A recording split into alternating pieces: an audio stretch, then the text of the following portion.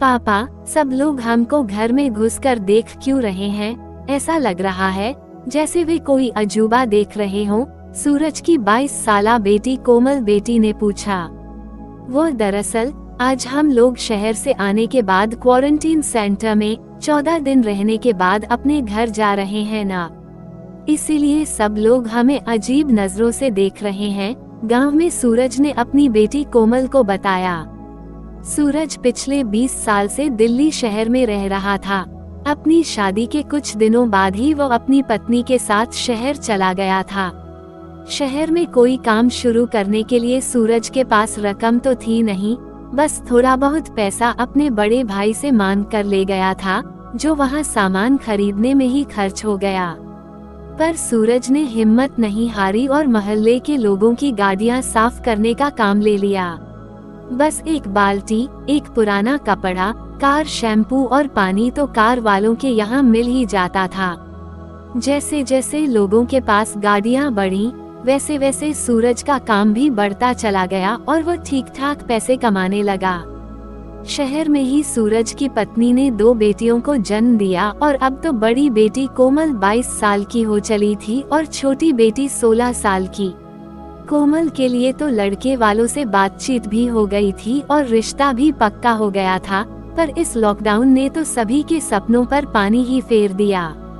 बहुत सारे मजदूरों को शहर छोड़ने पर मजबूर कर दिया था। माना कि यह संकट कुछ महीनों में चला जाएगा, पर तब तक सूरज के पास इतनी जमा पूंजी तो थी नहीं कि वो हालात सामान्य होने का इंतजार कर ले, और वैसे भी बहुत से कार मालिकों ने अब सूरज को काम से हटा दिया था। इस कोरोना काल में सूरज और उसका परिवार जितना सामान साथ ले सकते थे उतना ले आए और बाकी का सामान उन्हें मजबूरी के चलते शहर में ही छोड़ना पड़ गया था। पर मरता क्या न करता, जान बचाने के आगे भला सामान की चिंता कौन करता। गांव में सूरज के बड़े भाई मुकेश का परिवार था। जब सूरज का परिवार गांव में अपने घर के दरवाजे पर पहुंचा तो सिर्फ मुकेश ही दरवाजे पर खड़ा था। उसने उंगली के इशारे से ही सूरज और उसके परिवार को वहीं बाहर वाले कमरे में रुक जाने को कहा। उस कमरे में बरसात के दिनों में जानवरों को बांधा जाता था। सूरज को पहले तो बहुत बुरा लगा, पर बाद में मन मारकर उसने उसी कमरे को अपना घर बना लिया। मैंने पहले से ही कुछ दिनों का राशन पानी, एक चूल्हा और ईंधन इसी कमरे में रखवा दिया था, ताकि जब तुम लोग आओ तो दिक्कत का सामना न करना पड़े, मुकेश ने सूरज से कहा। हाँ भैया, बहुत अच्छा किया आपने, सूरज ने कहा और मन ही मन सोचने लगा। भैया ने तो पानी भी नहीं पूछा और उल्टा हमसे अछूतों जैसा बर्ताव कर रहे हैं। सूरज रोज सुबह मुकेश को बैलों की जोड़ी को हाँक कर खेत ले जाते देखता तो उसका भी मन हो आता कि वह भी इस तरह ही खेती करे। हाँ तो जाते क्यों नहीं, खेती और मकान में हम लोगों का भी तो हिस्सा होगा ना, सूरज की पत्नी पूजा ने कहा। हाँ होना तो चाहिए, पर इतने बरसों से इस जमीन की देखभाल भैया ही कर रहे हैं, इसलिए पूछने की हिम्मत नहीं हो रही है, सूरज ने पूजा से कहा। पर नहीं पूछोगे तो यहाँ गांव में क्या करोगे, किसके सहारे 2 बेटियों को ब्याहोगे और खुद भी क्या खाओगे भला, पूजा ने सूरज को समझाते हुए कहा। जब सूरज को उस कमरे में रहते हुए 15 दिन हो गए तो एक दिन जब मुकेश खेत की ओर जा रहा तो सूरज भी वहां पहुंच गया और बोला, भैया वहां गांव के बाहर भी हम सेंटर में 14 दिन रुके थे और अब अपने घर के बाहर भी हम 15 दिन तक पड़े रहे हैं, तो क्या अब हम घर के अंदर आ जाएं? हाँ कोई जरूरत हो तो आ जाना, वैसे उस कमरे में भी कोई दिक्कत तो होगी नहीं तुमको, मुकेश ने पूछा। नहीं भैया दिक्कत तो कोई नहीं है, साथ ही मैं ये बात जानना चाह रहा था कि खेती में हमारा भी तो हिस्सा होगा, तो वह भी बता दीजिए तो हम भी अपना धंधा पानी शुरू कर दें, सूरज ने कहा। इतना सुनते ही मुकेश के तेवर बदल गए। वह घर के अंदर गया, थोड़ी ही देर में वापस आ गया और एक कागज सूरज को दिखाते हुए बोला, लो पहचानो इस कागज को, शहर जाते समय जब तुम्हें पैसे की जरूरत थी तब तुम्ही ने तो अपने हिस्से का मकान और खेत सब मेरे नाम कर दिया था। देखो तुम्हारा ही तो अंगूठा लगा है ना, ये सुनकर सन रह गया था सूरज। उसे आज भी अच्छी तरह याद था कि शहर जाने के लिए जब उसे कुछ पैसे की जरूरत थी तब उसने अपने बड़े भाई से पैसे मांगे थे। तब मुकेश ने ये कहकर उसे पैसे दिए थे कि वो ये पैसे गांव के चौधरी से लेकर आया है और उसे इस पैसे पर एक निश्चित ब्याज हर महीने देना होगा। इसी बात के इकरारनामे पर अंगूठा लगाया था सूरज ने। अपने ही सगे भाई ने लूट लिया था उसे। अरे ये तो मैं बड़ा भाई होने का फर्ज निभा रहा हूँ जो तुम्हें घर में आने भी दिया है, वरना तो तुम लोग बीमारी फैलाने वाले बम से कम नहीं हो इस समय। देख लो गांव में जाकर कोई पास भी खड़ा हो जाए तो नाम बदल देना मेरा, मुकेश बोला। सूरज चुपचाप वहां से लौट गया। सूरज के पास राशन अब खत्म होने को आया था। पत्नी के साथ बातचीत के बाद उसने सोचा कि क्यों न गांव में बनी दुकान से कुछ राशन उधार ले आऊं, बाद में कुछ काम जम जाएगा तो लाला का उधार चुकता कर देगा। लाला जी कुछ राशन चाहिए पर पैसा अभी नहीं दे पाऊंगा, कुछ दिनों बाद काम जमते ही मैं आपको पूरे पैसे दे दूंगा, सूरज ने लाला के पास जा कर कहा। अरे भैया खुद हमारे पास ही सामान ज्यादा नहीं बचा है और पीछे से भी आवक बंद है। ऐसे में अगर तुम उधार की बात करोगे तो बड़ी मुश्किल हो जाएगी, उधार तो नहीं दे पाऊंगा अब। जब तुम्हारे पास पैसे हों तब गल्ला ले जाना आकर। लाला की बात सुनकर अपना सा मुंह लेकर रह गया था सूरज। सूरज अब उलझन में पड़ गया था। बच्चों का पेट तो भरना ही होगा, पर कैसे? अब सूरज के पास आखिरी चारा था कि कुछ सामान गिरवी रख दिया जाए, जिसके बदले में जो पैसे मिले उससे राशन खरीद लिया जाए। जब सूरज ने यह बात पूजा को बताई तो वो अपने कान की बालियां ले आई और बोली, आप इन्हीं को गिरवी रख दीजिए और जो पैसे मिले उससे सामान खरीद लाइए। कोई चारा न देख सूरज बालियां लेकर गांव के एक पैसे वाले आदमी के पास पहुंचा, जो गांठ गिरवी का काम करता था। अरे भैया ये सारे काम तो हमने बहुत पहले से ही बंद कर रखे हैं और अब तो सरकार का भी इतना दबाव है, फिर तुम तो शहर से आए हो, तुम्हारे पास से ली हुई किसी भी चीज से बीमारी लगने का ज्यादा खतरा है। भाई तुमसे तो हम चाह कर भी कुछ नहीं ले सकते, हमें माफ करना भाई, हम तुम्हारी कोई मदद नहीं कर पाएंगे। उस आदमी के दो टूक शब्द थे। इधर सूरज गल्ला और पैसे के लिए परेशान हो रहा था तो उधर उसकी पत्नी पूजा और बेटियां एक दूसरी ही तरह की समस्या से जूझ रही थीं। दरअसल गांव की लड़कियों के पहनावे और शहर की लड़कियों के पहनावे में बहुत फर्क होता है। शहरों में किसी भी तबके की लड़की के लिए लोअर, टी-शर्ट और जीन्स पहनना आम बात है, पर गांवों में अभी भी लड़कियां सलवार सूट पहनती हैं और ऊपर से दुपट्टा भी डालती हैं। यही फर्क सूरज की बेटियों के लिए परेशानी का सबब बन रहा था। गांव के लड़के तो लड़के, बड़ी उम्र के लोग भी उन्हें अजीब ललचाई नजरों से देखते थे। एक दिन की बात है, गांव के नजदीक बहने वाली नदी के पानी में एक निठल्ले गैंग के 5 लड़के पैर डालकर बैठे हुए थे। यार वो जो परिवार दिल्ली से आया है उसमें माल बहुत मस्त है, पहले लड़के ने कहा। लड़कियां तो लड़कियां, उनकी माँ भी बहुत मस्त है, दूसरा लड़का बोला। अरे यार उन लड़कियों से दोस्ती करवा दो मेरी, मैं हमेशा से ही जीन्स वाली लड़कियों से दोस्ती करना चाहता था, तीसरा लड़का बोला। ठीक है भाई तू उन लड़कियों से दोस्ती करना और हम लोग तो करेंगे प्रोग्राम। नहीं नहीं भाई ऐसी बात भी मन में मत लाना, वे लोग शहर से आए हैं और अगर उन लड़कियों के साथ प्रोग्राम किया तो हम लोगों को भी कोरोना हो जाएगा। थोड़ी समझदारी दिखाते हुए एक लड़का बोला, जो मोबाइल और इंटरनेट की कुछ जानकारी रखता था।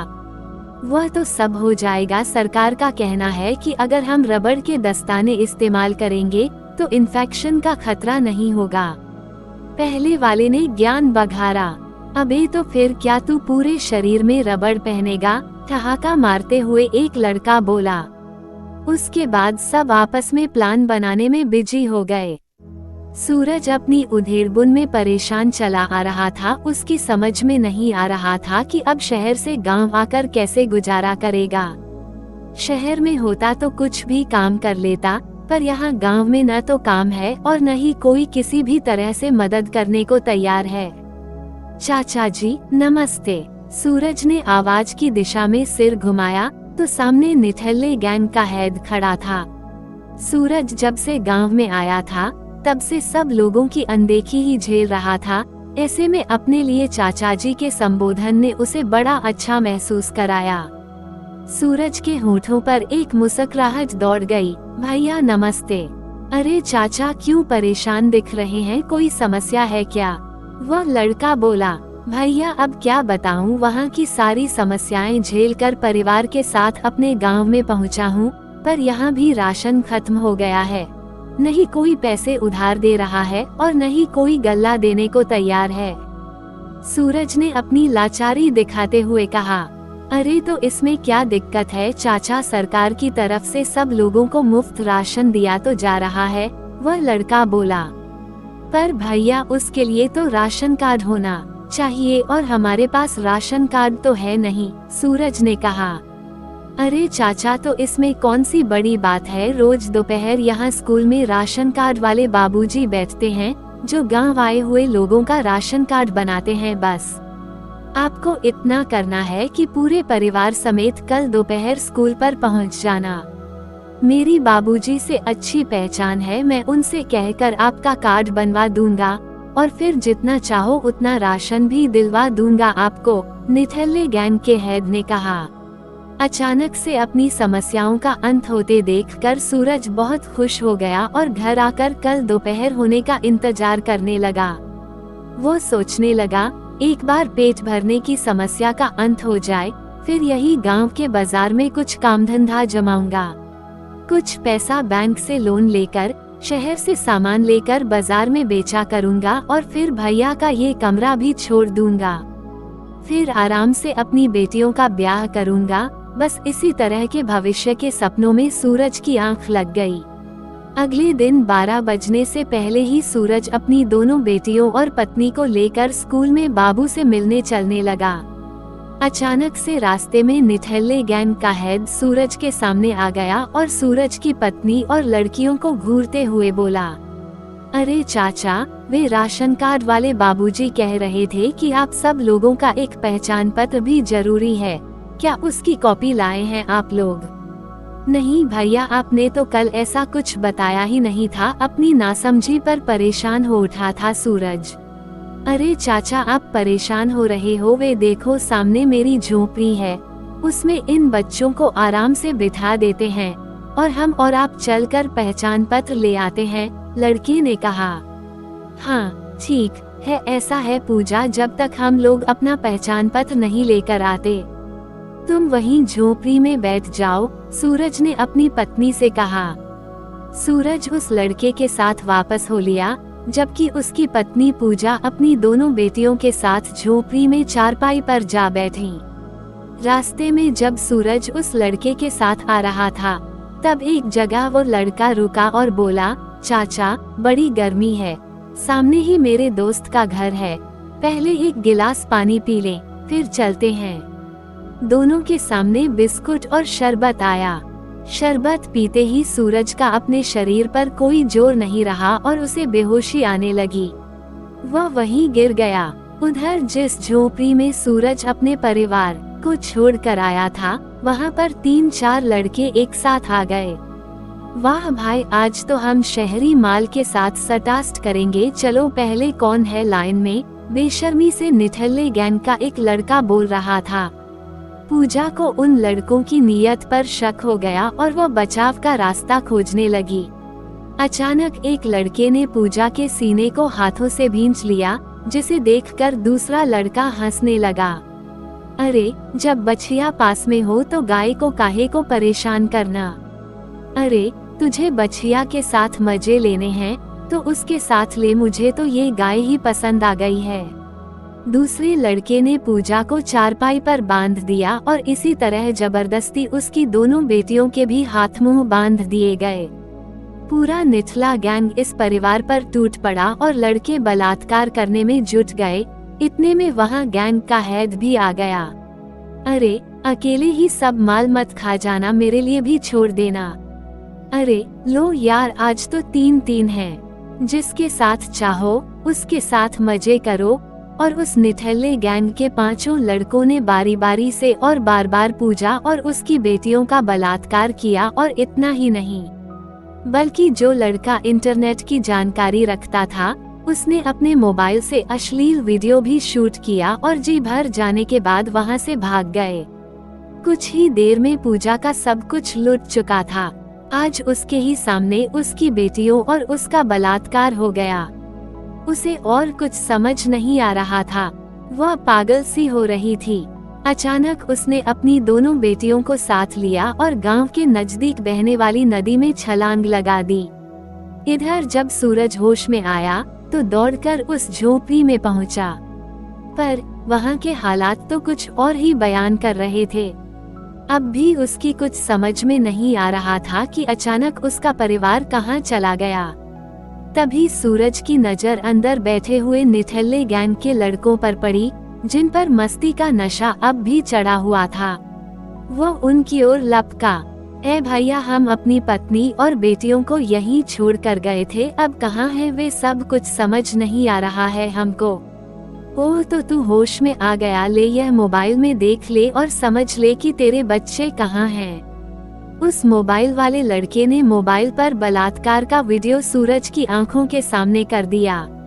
अपनी बेटियों और पत्नी का एक साथ बलात्कार होते देख सूरज का खून खौल गया। उसने कोने में रखी लाठी उठाई और उन लड़कों पर हमला कर दिया। एक तो सूरज पर नशे का असर अब भी था, ऊपर से वे जवान 5 लड़के। उन लड़कों ने सूरज के हाथों से लाठी छीन ली और तब तक मारा जब तक वो मर नहीं गया।